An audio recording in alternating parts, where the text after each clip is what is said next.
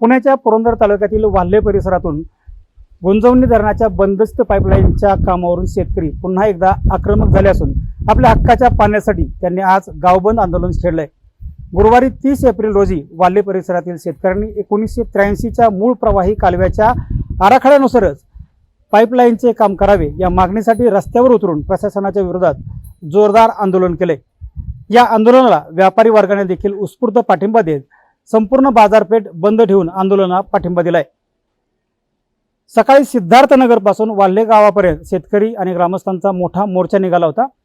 गुंजवणीचं पाणी आमच्या हक्काचं, पाणी द्या, शेत वाचवा अशा घोषणांनी संपूर्ण परिसर दणाणून गेला होता।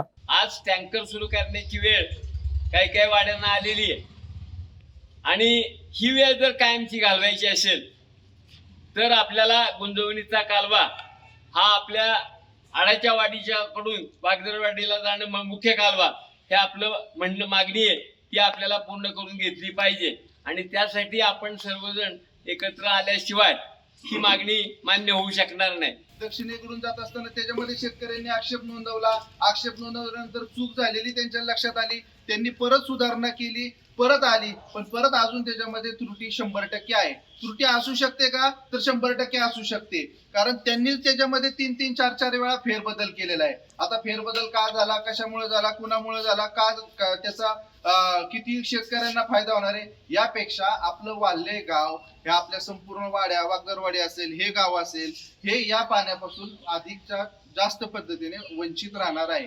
कारण जी ठिबकची जी सिंचन योजना आहे ते पाणी जास्त पुरेसं होत नाहीये। मला असं वाटतंय की जास्त आंदोलनं झाली, अनेक वेळा कामं बंद पाडण्यात आली। सगळ्यात महत्वाची गोष्ट, आंदोलन आपण करतोय, सगळे एकत्र येतोय, सगळे पक्षांचे विचार म्हणजे मी माझा पक्ष, प्रत्येकाने आपला आपला पक्ष सोडून या आंदोलनामध्ये सहभागी होतोय।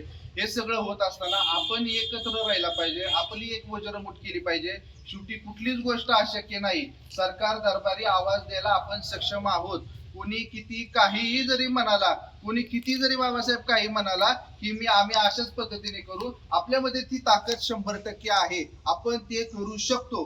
फक्त मला असं वाटतंय की आपण आपली वज्रमुठ कायमस्वरूपी ठेवली पाहिजे।